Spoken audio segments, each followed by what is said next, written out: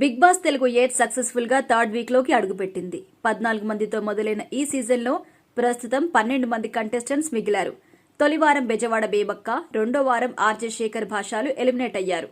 తొలి 2 వారాలు ఆటను అర్థం చేసుకోవడానికి ట్రై చేసిన ఇంటి సభ్యులు ఇప్పుడిప్పుడే గేమ్ లోకి దిగుతున్నారు. ఇద్దరు హౌస్ మేట్స్ వెళ్లిపోవడంతో వారి ప్లేస్ లో మరికొందరిని వైల్డ్ కార్డ్ ద్వారా లోపలికి పంపుతారు అనే గాసిప్స్ వైరల్ అవుతున్నాయి. అయితే బిగ్ బాస్ తెలుగు 8లో వేగం పెరిగింది. గేమ్ ఎలా ఆడాలో, ప్రత్యర్థిని ఎలా ఇరుకున పెట్టాలో తెలుసుకుని అందుకు తగినట్టుగా వ్యవహరిస్తున్నారు. ఈ వారం నామినేషన్లు వాడి వేడిగా జరగ్గా మరోసారి 8 మంది నామినేషన్స్ లో ఉన్నారు. నయనిక, నాగమణికంఠ, విష్ణుప్రియ, అభయ్, కిరాక్ సీత, యష్మి గౌడ, ప్రేరణ, పృథ్వీ నామినేషన్స్ లో ఉన్నారు. ఇక సిల్లీ రీజన్స్ కాకుండా ఈసారి మంచి పాయింట్ పట్టుకుని నామినేట్ చేశారు. చీఫ్ గా ఇంటిపై పెత్తనం చేస్తూ యాటిట్యూడ్ చూపించిన యష్మి గౌడ ఈ వారం నామినేషన్లోకి రావడం పెద్ద విషయం.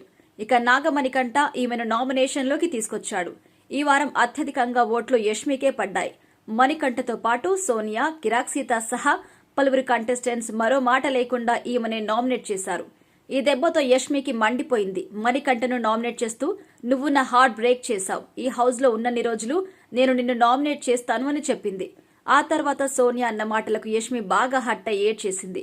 దీంతో సోనియా ఆమెను హక్ చేసుకుని ఓదార్చింది. ఇది ఇలా ఉంటే గత సీజన్లో వైల్డ్ కార్డ్ ఎంట్రీ ద్వారా బిగ్ బాస్ కి బాగా కలిసొచ్చింది. ఈసారి కూడా అదే స్ట్రాటజీ వాడాలని నిర్వాహకులు భావిస్తున్నట్టుగా తెలుస్తోంది. చాలా మంది వైల్డ్ కార్డ్ ద్వారా ఎంట్రీ ఇస్తారని ప్రచారం జరిగింది. ముక్క వినాష్, జ్యోతిరాయ్, గీతురాయల్ సహా పలువురు పేర్లు తెరపైకొచ్చాయి. ఇక చివరికి ఫస్ట్ వీక్ లోనే ఎలిమినేట్ అయిన బెజవాడ బేబక కూడా వైల్డ్ కార్డ్ ఎంట్రీ ఇస్తుందని అంటున్నారు. కానీ అవన్నీ పుకార్లుగానే ఉన్నాయి. అసలు వైల్డ్ కార్డ్ ఎంట్రీ ఉంటుందా లేదా మరేదైనా కొత్త స్ట్రాటజీ వాడతారా అన్నది మాత్రం సస్పెన్స్ గా ఉంది.